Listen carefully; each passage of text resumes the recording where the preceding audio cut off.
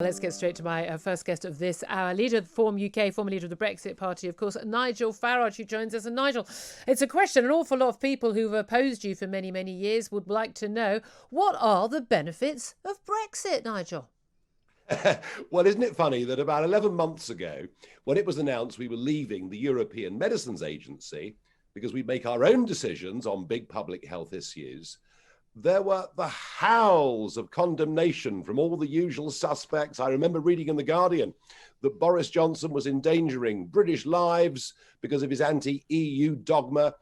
And wouldn't it be better that we sort out vaccines at a European level? Because if you do things in a big bloc, it's going to be more efficient. Well, we did leave the Medicines Agency. We were free to make our own decisions.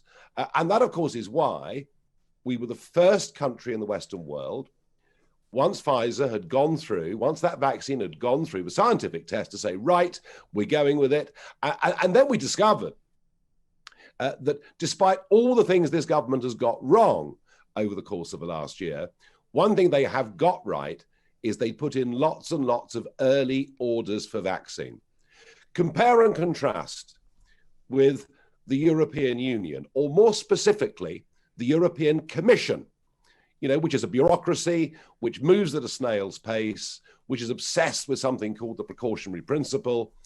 And they got their vaccine orders in 3 months later.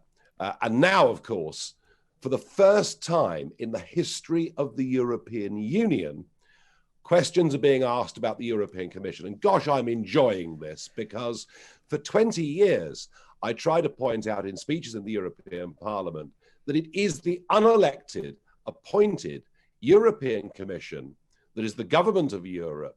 And what you're now seeing with threats to ban exports of anything manufactured within the EU, with the attempted grab on vaccines being manufactured in the UK under order from the British government, what you're now seeing is what happens when you have power without accountability. Yeah. That is a road towards something that can become totalitarian. It's a road towards something that can become deeply unpleasant. And I think for the first time ever, we're seeing the European Commission for what it is. Well, there have been lots of concerns, as we've seen, raids at the behest of the European Commission in Belgium on the AstraZeneca site, questioning whether they're telling the truth about their problems with supply.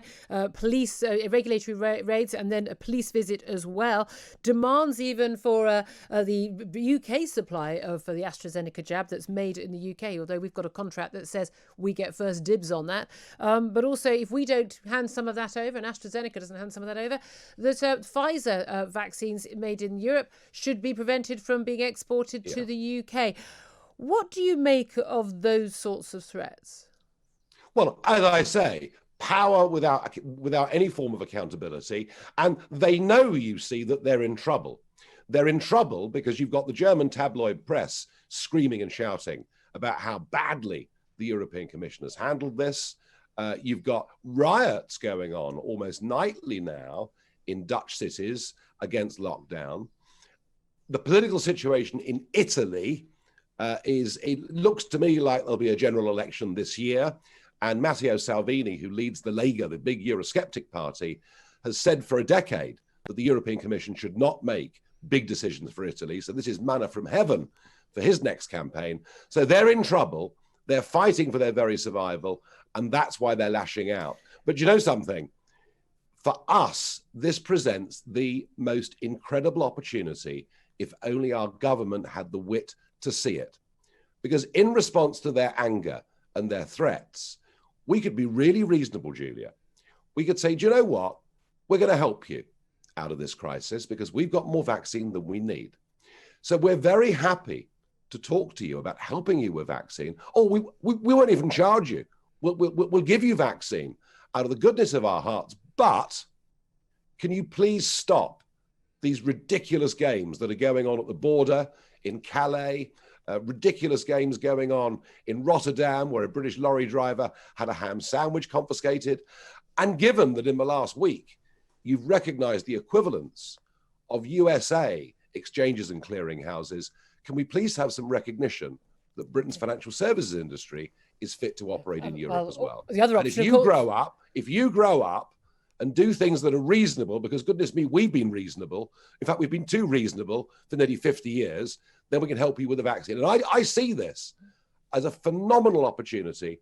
We have got the upper hand over them. I'm not saying for a moment we should be unpleasant, we should be reasonable, but it's a great opportunity. Okay, maybe we could give them some vaccine in return for some fish as well. I'm sure lots of people would like that. Can I ask you? Yes, I mean, fish was next on my list. Can I ask you? We're running out of time, but can I ask you about Nicola Sturgeon and some of the headlines today suggesting she's effectively siding with the EU on the issue of vaccines in terms of wanting to publish some of the data.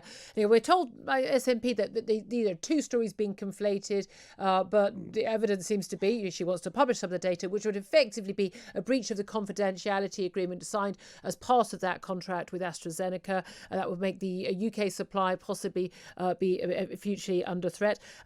Nicola Sturgeon is clearly seeing this as a way of, it would appear to me anyway, and many people watching, as a way of sort of making favour with the EU. Do you think that's what she's doing? One of the arguments I've failed with over the last 20 years is to say that the SNP and Nicola Sturgeon don't want independence. And whenever I hear on the BBC about the independence campaign, I scream. They don't want independence. They want Scotland to be a satellite state of the European Union.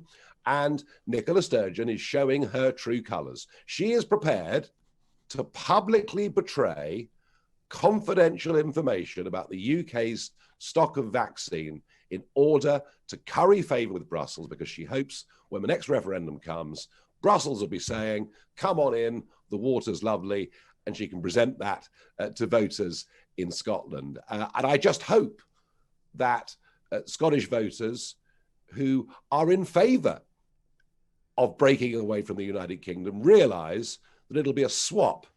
It'll be leaving the United Kingdom, joining the United States of Europe. Oh, and by the way, Miss Sturgeon, if we'd still been in the EU, you wouldn't have hardly any vaccine at all. So here's the benefit of being part of Brexit Britain. Just finally, I want to ask you about the ongoing debate about lockdown and about the people who are criticising various aspects of government policy, including myself, but also some very eminent academics and scientists. And we spoke to one of them earlier, Professor Carl Hennigan of Oxford University, talking about the very toxic debate where people are fearful of coming forward. Now, we've seen this in academia before over Brexit. People fearful to admit they are not left-wing, that they're not Remainers.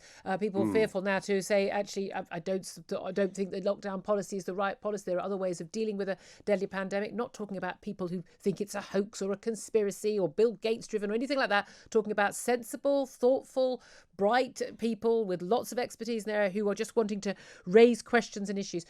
What do you make of the name calling, the COVID denier phrase and things like that, and the toxic debate that we've been seeing in this country for now quite some weeks?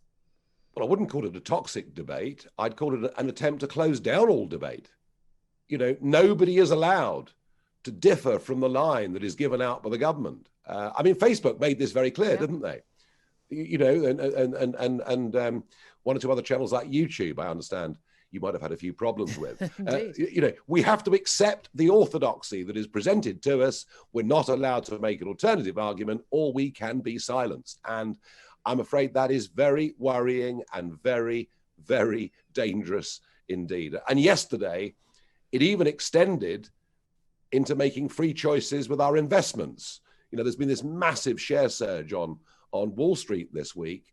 And we saw yesterday brokers saying to private clients, many of them British, no, you can't buy any more shares in this stock. So we're seeing big government, whether it's to do with money, whether it's to do with free speech, with its friends out there owning big social media companies, impinging upon our rights and our abilities to do what we choose and to argue for what we think is right, even if we're wrong. So I think we can see that these are battles that are going to go on for years and years to come. And those of us that believe in free speech and those of us that think that, part of Brexit Britain is about getting these freedoms and enjoying these freedoms, we've got to shout and stamp our feet and kick and scream. Thank you very, very much indeed for joining us. Nigel Farage, leader of Reform UK.